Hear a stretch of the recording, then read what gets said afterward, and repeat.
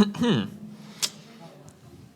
morning, ladies and gentlemen. This is your captain speaking. Welcome aboard Malaysia Airlines MH134, bound from Malaysia Kuala Lumpur International Airport to Melbourne. On this flight, we are taking the newest Malaysia Airlines A330-900 Neo. This is the latest plane and the world's most latest A330 family. Well, that's just an announcement from a captain. But what if, let's bring it all the way outside, and let's start off with the word aviation. What is the word aviation to you guys? If you think about planes, well, you're not wrong. Planes is just a major part of aviation, but it can scale all the way from the bottom, which is general aviation, for example, a Cessna, or all the way towards air crash investigations, like the National Transportation Safety Board US. But a lot of people tend to fear flying around here and there, because what they fear is this. They are scared that the plane might just go, oh my God, I decided to just crash onto the floor. What am I gonna do? Well, sorry guys, my plane is thirsty. I wanna drink some water. Or maybe they just randomly flame out of nowhere. Engines can just go explode by themselves. Or maybe a helicopter decided to not fly on its own path and just, oops, you know. But first of all, what is the major cause? Let me just tell you that the most major cause of air crashes are due to pilot errors. But today, let's not talk about it. Let's leave it to someone more professional than me. We are going to go through turbulence.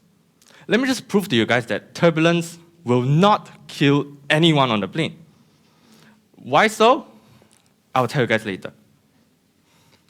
But first of all, my name is Carl, and I'm an aviation enthusiast. I love to study cardiology, oncology, and anesthesiology during my free time. But moving back,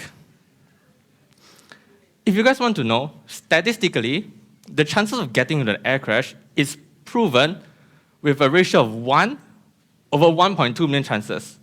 Well, if you're not good, call your math teacher again and ask them how to calculate this.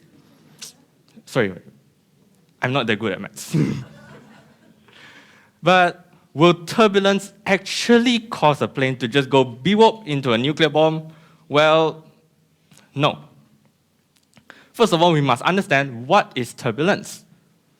Turbulence is basically the winds blowing in random directions, what we call as gusting or wind shear. This caused the plane to go through multiple bumps, like how cars go through bumps, but instead just in the sky. Imagine your plane is flying randomly and you see a bump nowhere. You must slow down, right? And that's why the plane goes up, down, left, right, wiggly, jumping like a monkey in the sky. Well, but don't need to worry, because pilots are well trained for this. It will not cause your plane to just go beep into a nuclear bomb. Why?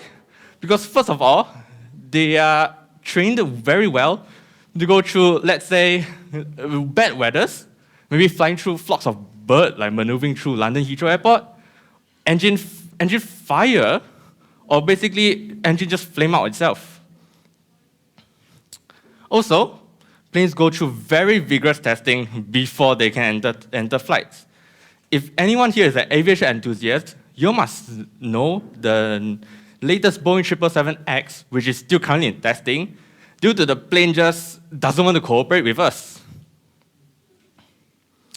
And also, I tend to hear that people say, well, when you're on a plane, the pilots are just going to go, well, I fly until a certain height, then autopilot just let it do himself.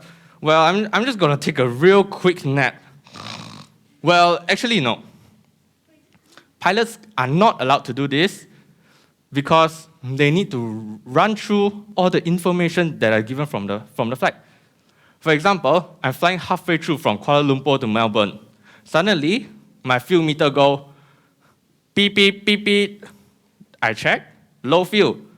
Don't tell me I'm just going to fly all the way to Melbourne with no fuel. But pilots, they are also very well scheduled with a smart roster, which airlines provide them also. They have a minimum of 5 hours on ground, or maybe about 2 hours, depends on how long the flight is. And if you're still not convinced, this is a real-life example that just happened last year.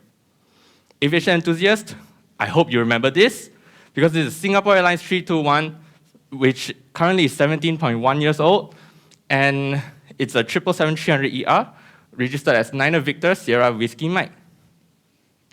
If you remember, it's bound from London Heathrow Airport to Singapore Changi Airport. But midway, turbulence happened over Myanmar. Sadly, they had to divert to Bangkok International Airport. But here are the very nice stats you can see. Out of 229 people on board, 104 people are just injured. One casualty is due to a sudden heart attack. And the plane itself, it just went back to operation on 22nd of May 2024.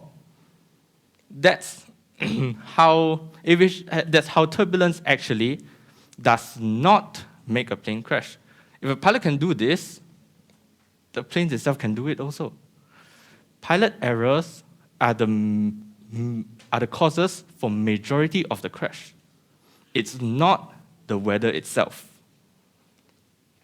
And next time, when a pilot call, "Mayday, mayday, mayday," "Oh no, we're experiencing severe turbulence. Oh, I have 2 engines flamed out." If you're going to jump like a monkey, might as well just take a ship towards your location. You don't want to cause center of gravity to shift on the plane. Don't cause it to just go ooh because of center of gravity, okay? Chill out. Nothing's going to happen. Trust the pilots. The pilots are well trained for it. If you don't trust them, just take a ship like what I say. Thank you, everyone.